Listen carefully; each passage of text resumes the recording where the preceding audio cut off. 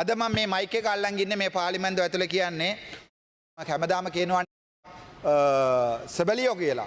මම හැමදාම මේ පාර්ලිමේන්තුව ඇවිල්ලා කියනවා රණවිරුව කියලා නමත් එම කියන්නම්. මාව බෙල්ලෙන් අල්ලගත්තේ අල්විස් කියන පුත්කලයා. මම කාර් එකත් සම්පූර්ණයෙන්ම ගිහිල්ලා මගේ කාර් එක මේ කුඹුර ඇතුලේ ඉඳන් දැන් හොයාගත්තා. 27 වෙනිදා මගේ රණවිරුවෝ මේවා කරන්න ගිහලා මම දැන් මේ ඇවිල්ලා බොරු කියන්නේ ඔයාලා වගේ සබලියෝ කියලා මේවා කියලා මට ඔය බොරු කරන්න බෑ පාර්ලිමේන්තුව ඇතුලේ. මගේ වෙනුවට මිනිස්සු අද වෙනතන් රණවිරුවෝ ඒ වගේ මගේ භූමිය ඇවිල්ලා මේ රට වෙනුවට කවුරු හරි මරලා ඉන්නවනේ මේ මිනිසුන්ට රණවිරුවා කියන්න ඒ මිනිසුන්ගේ කකුලින් වදින්න මට ඒ තරමට හොඳ පණ තියෙනවා. නැත්තම් මට තියෙනවා තාම බලන්න මේ අර මේ කොහෙද මාදිවල ගිහිල්ලා බලන්න කැබ් එක පා කරන තරම තාම කැප් එක හොයාගෙන ඉන්නවා මේ තවත් ඔයාලට අලුත් කැප් එක. ඔයගොල්ලෝ පිටපස්සේ තියන්න බෑ පරණ කැප් එක. ලැජ්ජාවෙන් එන්න එක පාර්ලිමේන්තුවක මම දෙන්නම් ඔයගොල්ලෝට. හැබැයි මට මතකයි 27 වෙනිදා මම රැයට වැටුණා. ඒ කියන්නේ මගේ වාහනේ ගිහිල්ලා තව නේවි ට්‍රක් එකේ වැටලා තිබ්බා. මගේ වාහනේ ගිහිල්ලා ඒකට හේතු වුණා. ඊට පස්සේ මමයි මගේ සෙක්‍රටරි මගේ බෙල්ලෙන් අල්ලගෙන නේවි බෝට් එක ඇතුළේ දැම්මා. බෝට් කියන්නේ ට්‍රක් එක ඇතුළේ බෝට් එක තිබ්බා. ඒක ඇතුළේ තිබ්බා. ඊට පස්සේ ගම්වතුර ඇවිල්ලා ඒකත් පෙරලන්නට යනකොට ආයේ මේ රිකවරි වෙහිකල් එකක් අවිලා ඒකට ලණුවක් දාලා යනකොට මම සම්පූර්ණයෙන්ම යට වෙලා ගියා. මගේ එක අත අවිලා ලණුව එල්ලලා තිබ්බේ. කොල්ලෙක් නේවි කොල්ලෙක් කඩාගෙන ගියා මේ වතුරට. එයාව අද හොයන්න නැහැ. එයා කොහොම හරි ගිහිල්ලා බේරුණා. තව මේ ගහෙන් එල්ලලා.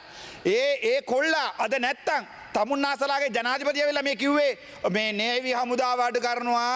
ඊට පස්සේ මේ ගුවන් හමුදාව අඩු ලැජ්ජා වෙන්න ඕනේ මේ වගේ ආණ්ඩුවක් කරන්න. අර ළමයි මාව දාලා යනකොට මට ජැකට් එකක් දීලා එයාගේ නම ඇල්විස් වෙන්න ඕනේ නම කියන්න බෑ කිව්වා මම පාර්ලිමේන්තුවේ කියන බය නිසා මේ එයා වතුර හොදගෙන ගියා. බොඩියට මාද කණ්ඩ තිබ්බේ. දැන් හමුදාවේ 6ක් 7ක් 8ක් විතර මරලා තියෙනවා. තමුන්නාසලාගේ මන්ද මේ ඩිපියුටි මිනිස්සුත් ඉන්නවා.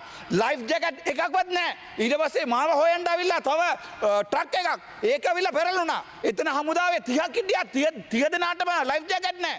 අපේව හොයන්න එනවා. අපේව බේර ගන්න එනවා ලයිෆ් ජැකට් නැහැ. තමුන්නාසලා ආවිල්ලා කෝට්ටුත් ड्रेस එක ඕගොල්ලෝගේ වෝච් එක ඕගොල්ලෝගේ කන්නඩි බලන්න ලැජ්ජා වෙන්න ඕනේ. තමුන්නාසලා නේද කිව්වේ පාරේ යනවා මේ ඕගොල්ලෝ මේ මොකද්ද බස් වල යනවා. දැන් මම ආවේ අත පික්මියක් දාලා මගේ කාර් එකක් දීලා. හැබැයි මම එක කියන්නම් මට ඕගොල්ලෝ ගන්න කප් එක ඕනේ නැහැ. තමුන්නාසලාත් වදින්න ඒක. එහෙම නැත්නම් ඒ ලක්ෂ 225 දෙන්න මට අර ගම්වල ගෙවල් නැතුව මිනිස්සු ඉන්නවා. මම ලක්ෂ 10ක් ගන්න කියලා බෙදන්නම්. හැබැයි තමුන්නාසලා විශ්වාස කරලා මම ලියුමක් දෙන්නේ නැහැ. තමුන්නාසලා බෙදන්න කියලා NBBට වැඩ කරපු දෙන්නේ ඒක. ඒ නිසා කරුණාකරලා දක්ෂ 10 අර ගෙවල්ලෙම නැති වෙලා තියෙන ඒගොල්ලෝට දීලා තිනවා 25000ක්. ලැජ්ජ වෙන්න. මේ පාර්ලිමේන්තුව ඇවිල්ලා මේ විපක්ෂයට බයිනවා ආපහු ආණ්ඩුවට බයිනවා. ඊට පස්සේ වචන භාවිතයේදී පරිස්සම් වෙන්න ඕනේ. මම දන්න වචනේ පාවිච්චි කරන්න නැත්නම් කන්සර්ට් එක අයින් කරන්න කිසි අවුලක් නැහැ. ඔව් හැන්සර්ට් එකෙන් අයින් කරන්න මේ මට තේරෙන්නේ සිංහල මෙච්චරයි. හරි මේ ඔබතුමීට අවුල්ද? මම සිංහලෙන් කතා කරන්නේ. නෑ බල්ලා වගේ වචන කියන බල්ලා ඉස ඩොග් එකට ඩොග් තමයි කියන්නේ. හරි හැන්සර්ට් ලැජ්ජා වෙන්න ඕනේ. ඔබතුමී ඕන නම් ගිහලා හැන්සර්ට් එක අයින් කරගන්න. මට කතා කරන්න පුළුවන් සිංහල මෙච්චරයි. හරි මට කරදර කරනවා. කරදර කරන්න එපා. හරිද? මට ලැජ්ජායි බෑ. ඕගොල්ලෝගේ ආණ්ඩුව. දැන් ඕගොල්ලෝ අදගෙන ඉන්න රස් එක බලන්න. එක MB කෙනෙක්වත් අමාරු වෙන්නවද කියන්නේ? ඔක්කොම ගොඩ ගිහිල්ලා. හැබැයි මිනිස්සු ගම්බොලේ කොත්මල මේක ඩෑම් එක ඇරලා මිනිස්සු ඔක්කොම යට ගිහිල්ලා තියෙන්නේ. හැබැයි මට මෙතනින් ඇවිල්ලා කියන්න බෑ. වරදක් කරා මේගොල්ලෝ වරදක් කරා කියලා. තමුන්නාසලා එල්බෝඩ්නේ. එල්බෝස් කාර්යය ඇවිල්ලා මගේ කාර් එකට වැද්ද ගන්නම්. මම ඌව වැඳලා යන්න දෙනවා. යන්න කියලා. ඒ වගේ තමයි මට යන්න දෙන්න තියලා තියෙන්නේ ඕල්ලට. ඕගොල්ලෝ ලැජ්ජ වෙන්න ඕනේ. අර නේවි ට්‍රක් එක ගියා නම් දැන් මේ රණවිරුව ටිකක් නැහැ. එතකොට මේ මාව බේරගත්තේ බුද්ධික කියලා කොලනල් කෙනෙක්. ඊට පස්සේ ආවිල්ලා රුවන් කියලා අයියා කෙනෙක්. ඒගොල්ලෝ ආවිල්ලා සර් කිව්වා. දවස් එකක් ඒගොල්ලෝ කැම්ප් එක ඇතුළේ තියලා එයාගේ කාමරේ ගිහලා මාව තිබ්බා. ડોක්ටර් ඔයා ඉන්න මගේ පෞද්ගලික කාමරේ කියලා. එයා ගිහලා එළියට පුදිය ගත්තා. ඒ වගේ රණවිරුවෝ ඕගොල්ලෝ කිව්වේ සබලියා කියලා. ලැජ්ජා වෙන්න ඕනේ. මිනිස්සු කීයක් මරලාද? හැබැයි ඕගොල්ලෝ කිව්වේ ජිප් එපා බස් වල තමුන්නාසලා එක්කෙනෙක් අතෝසලා ගියන්න තම බස් එක යන තමුන් කවුරු හරි ඉන්නවනම් ලැජ්ජා වෙන්න ඕනේ. ඊට වඩා මට එකක් කියන්න ඕනේ මේ අර ජැෆ්නා වල කෝටි 36 දීලා තියෙනවා. ඒ කෝටි 36 ඕගොල්ලෝගේ NBBට වැඩ කර මිනිසුන්නේ බෙදන්නේ. අයියෝ මේ ආණ්ඩුවේ මිනිසුන්ගේ සල්ලි අපරාධ කරන්නේ. මේක ඔක්කොම ටික ගිහලා මේ වතකොර ජනතාවට ඕගොල්ලෝ මාර ජරා වැඩ කරන්නේ. ජරා ආණ්ඩුවක්. මේ පාර්ලිමේන්තුවට එනකොට ලැජ්ජයි. මං ඇතුළේ එනකොට ඇත්තට මට ලැජ්ජයි හිතුණා. මේ ඇතුළේ එනකොට ලැජ්ජයි හිතුණා. ඒක ඕගොල්ලෝ කරන ජරා වැඩක්.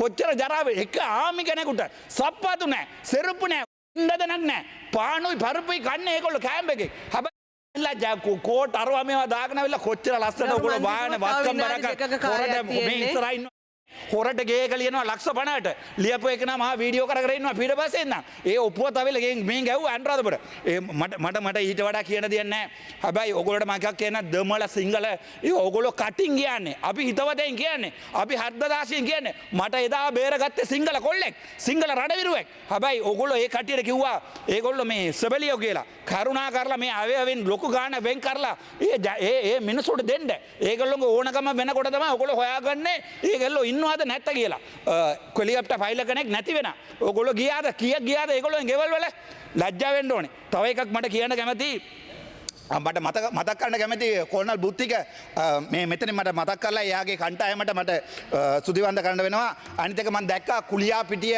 හොස්පිටල් එකේ මම වගේ MS කෙනෙක් ડોක්ටර්ස්ලා පරක් වෙලා එනකොට එයාට ඒගොල්ලෝට ලියුමක් ගහලා දැන් ඔයගොල්ලෝ සෞඛ්‍ය මැති ඉන්නවද දන්නේ නැහැ සෞඛ්‍ය මැති ශ්‍රී ලංකා ජනාධිපතිතුමා මේ කුලියාපිටිය MS වයින් කරලා තියෙනවා අනේ එම කරුණාකරලා වැඩ කරන්න එපා එම කවුරු හරි කොන්දපණ තියාගෙන කවුරු හරි BOP එකක් ගහනවා නේ එක්කෙනෙකුට බේරගන්න නැත් පාර්ලිමේන්තේ පාර්ලිමේන්ත අවිල විවක්ෂේ වාඩි වෙලා ඉති කරුණා කළේම කරන්න එපා අයියේ ඒක පොඩ්ඩක් බලන්න තව